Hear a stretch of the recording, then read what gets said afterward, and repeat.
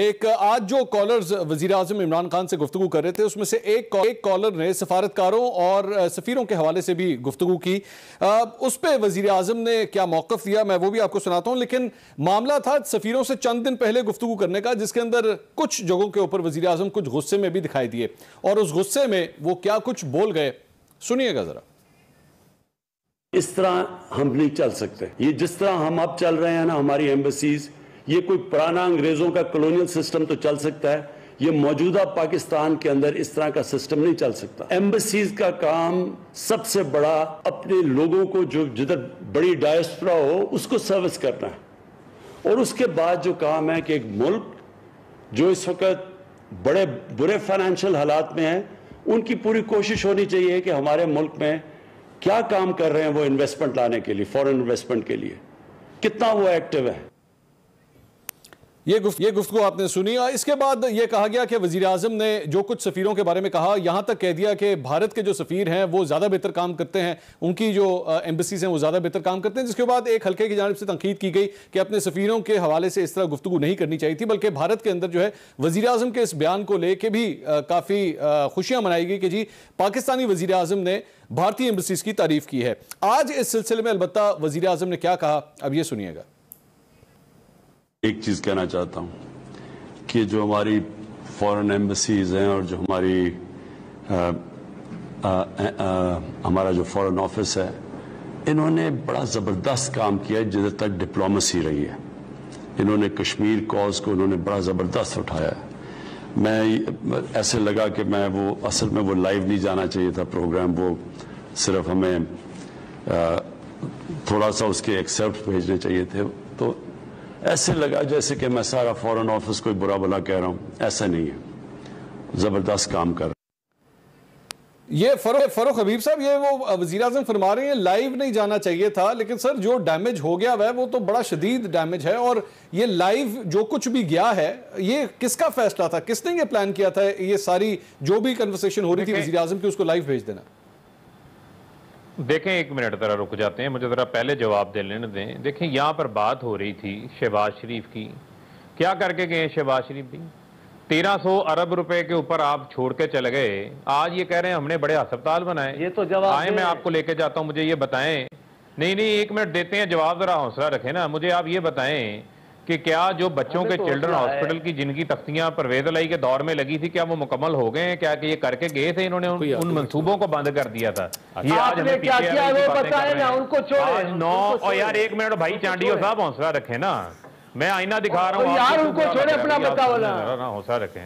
नहीं रुके, नहीं आपका नहीं मैं बताऊंगा, आप मुझे टोके ना आप रुक जाएं। इन्होंने बुज़दार लगाया है, मुझे पता है कि आपको बेचैनी है। आप आए, आपको दिखाते हैं, बहुत अच्छा शानदार मंसूबा है बुज़दार, आप लोगों को बेचैनी। अच्छा चले दिखाते हैं।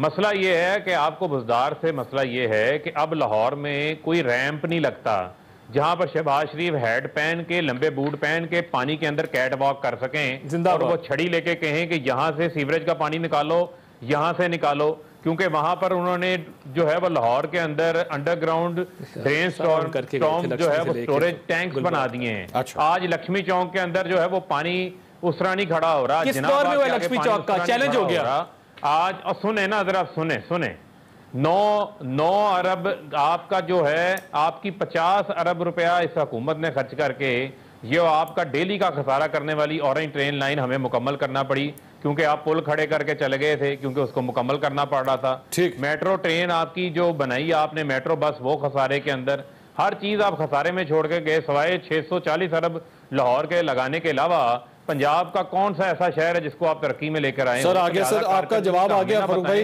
अब मेरे सवाल का जवाब दे दीजिए सर। नहीं, इन्होंने बड़ी तनकीद की सर, वो आ गया सर, आपका पॉइंट आ गया, चलो उसका जान दे, जवाब दे दो, कोई सर मैं आ रहा हूँ। मंसूर साहब रुक जाए ना जी सर, मुझे जरा आने दें जरा। देखें ये टाइम बड़ा कम है, बड़ी दूर से आएंगे ना फिर आप। सर नहीं सर, बहुत टाइम मिला, मुझे भी दें जी सर। नहीं मुझे भी टाइम देना सर, आपको को टाइम दे रहा हूं, मैंने सवाल तो आपसे फरमाई किया। 5.8% ग्रोथ की बड़ी बात होती है जी सर, सुन लेना। 5.8% ग्रोथ की बड़ी बात होती है। अभी तक मैंने जवाब दे देना था, मुझे ना टोकते दो। 5.8% ग्रोथ की बड़ी बात होती है। आप निकालें पहले 3 साल नून लीग के दौर में कितनी ग्रोथ थी। ठीक है, आज हम इंशाल्लाह इस साल ग्रोथ को 3 से 4% के ऊपर टच करेंगे। जब पूरी दुनिया की इकोनॉमी कॉन्ट्रैक्ट हो रही है कोविड के बावजूद, फिर इनसे हम ये सवाल पूछ लेंगे भाई आज तो टैक्स कलेक्शन में इजाफा हो रहा है। जो आपने बात की, वजीर आजम साहब ने आगे भी जुमला बोला, उन्होंने कहा कि हमारी एम्बेसीज जो हैं, जो हमारा कश्मीर कॉज है, फॉरेन डिप्लोमेसीज के हवाले से बड़ा अच्छा काम कर रही हैं। जहां पर हमारा डायस्पोरा है, उनके जो इश्यूज हैं उनकी हैंडलिंग के ऊपर भी अब हमें उसी एक्टिव अंदाज से काम करना है। क्योंकि सऊदी अरेबिया में जहां से शिकायत आई, एक खातून थी वहां पर, वो कंटिन्यूसली एक जगह के ऊपर उसका रेप हो रहा था। उसने सफारत खाने को जो है वो इंटीमेट किया, सफारत खाने ने उनको नेग्लेक्ट किया, उनका साथ वहां पर नहीं दिया, जिसकी बुनियाद पर जब वजीर आजम पे पास ये शिकायत पहुंची तो उन्होंने तहकीकात की और उसमें सच्चाई निकली। उसकी बुनियाद पर उन्होंने सफारत खाने को फारिग किया। और आपके इल्म में होना चाहिए, सऊदी अरेबिया, यूएई समेत मिडिल ईस्ट में पाकिस्तान के मिलियंस ऑफ पीपल जॉब करते हैं और वहां से अरबों रुपया, अरबों डॉलर जो है वहां से रेमिटेंसेज हर साल पाकिस्तान आते हैं। तो वजीर आजम ने आज भी जो बात की, ठीक है, उन्होंने खुले दिल से बात की कि नहीं जाना लाइव। मेरा सवाल फारूक साहब ये था कि ये अरेंजमेंट किसने किया था सर? लेकिन लाइव भेजने का अरेंजमेंट किसने किया था? किसका फैसला था ये? देखें लाइव नहीं, देखें लाइव चला गया जिसका भी फैसला था है? लेकिन आज वजीर आजम साहब ने, देखें बात क्या होती है, वजीर आजम साहब ने जिस तरह गया लाइव गया, उसी तरह लाइव आके वजीर आजम साहब ने उसके ऊपर अपना इजहार भी कर दिया।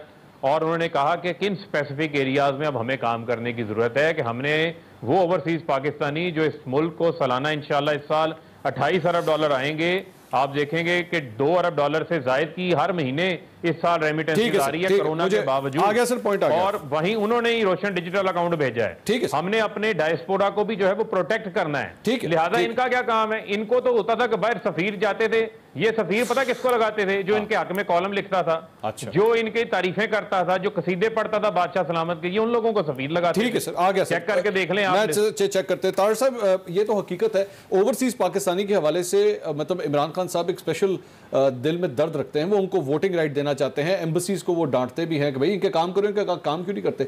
ये तो आपको देना पड़ेगा ना वजीर आज़म। क्या ये वजीर आज़म हैं या ये कोई क्रिटिक हैं या ये कोई एनालिस्ट हैं जो बैठ के हर वक्त कोई नए मशवरे दे रहे होते हैं? Foreign service reforms from day 1 जब ये हुकूमत आई थी, इन्होंने आपसे ज्यादा मगरिब को देखा। देखे ना, कोई मैनिफेस्टो तो होगा ना इनका, कोई ना कोई इनका 100 डे प्लान था। मुझे बताएं कि फॉरेन ऑफिस में सबसे बड़ा प्रॉब्लम फंड्स का है। हम फॉरेन एम्बेसीज को देते क्या है बेचारों को कि वो कम्युनिटी वेलफेयर में काम कर सकें। अच्छा, जितनी एम्बेसीज हैं वहां पे या वो मुखैर हजरात के ऊपर चलती हैं या स्पॉन्सरशिप पे चलती हैं। वो बेचारे पूरा साल फंड मांग मांग थक जाते हैं, हमारे फर्स्ट सेक्रेटरी से लेकर डिप्टी चीफ ऑफ मिशन तक, कि जी खुदा का वास्ता हमें कोई थोड़ा सा आगे सपोर्ट कर दो।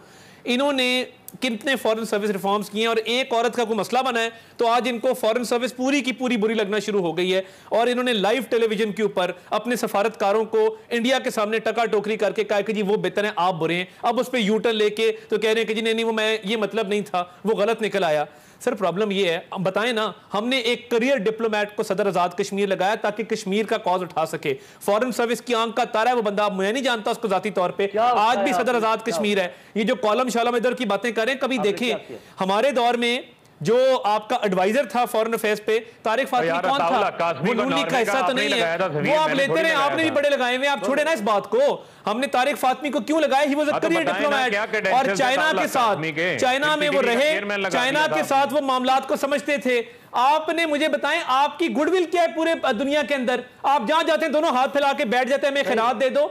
मियां नवाज शरीफ ने सीपैक को जब तेजी से बढ़ाया, पूरी सेंट्रल एशियन स्टेट्स, उन्होंने कहा कि जी हमारे पास रोड एक्सेस होगा गवादर तक। उनके हेड्स ऑफ स्टेट मियां नवाज शरीफ को उन्होंने सर पे बिठाया। आप लोगों ने आके हर जगह जाते हैं, या आप ज़कात लेना शुरू कर देते हैं या फितराना लेना शुरू कर देते हैं या कासा लेके सामने बैठ जाते हैं, हमें इमदाद दे दो। आपने ऑफर क्या किया दुनिया को? आपने गवादर को कितना मार्केट किया है? चैलेंज कर रहे हैं जी। हाँ जी, एक मिनट तारड़ साहब रुक जाए ना, रुक जाए किससे ले लीजिए जरा बताएं। आपने नहीं एक सेकंड ना, आपने जो चाइना से पैसे लिए थे वो कभी सऊदी से पकड़ के वापस करते हैं? आपने तो कर्जों की एक्सचेंज शुरू कर दी है। आप एक मुल्क से लेते हैं दूसरे से लेके वापस करते, नहीं हुआ चले कह दें ये नहीं हुआ कि आपने चाइना से पैसे लिए थे, वो सऊदी से पकड़ के आपने वापस दिए, सऊदीया के पैसे यूएई से पकड़ के वापस दे रहे हैं, कह दें नहीं हुआ। क्या पहली बार लिए? नहीं, ऐसा ना करें। आपने अब चैलेंज किया ना, अब ये आपके दौर में हुआ है, अब माने इस बात को। पहली दफा का क्या मकसद है? 64 अरब डॉलर की इन्वेस्टमेंट हमारे दौर में आई है, 64 बिलियन डॉलर। जब शी जिनपिंग यहाँ आ रहे थे, आपका मैं नाज़रीन एक ब्रेक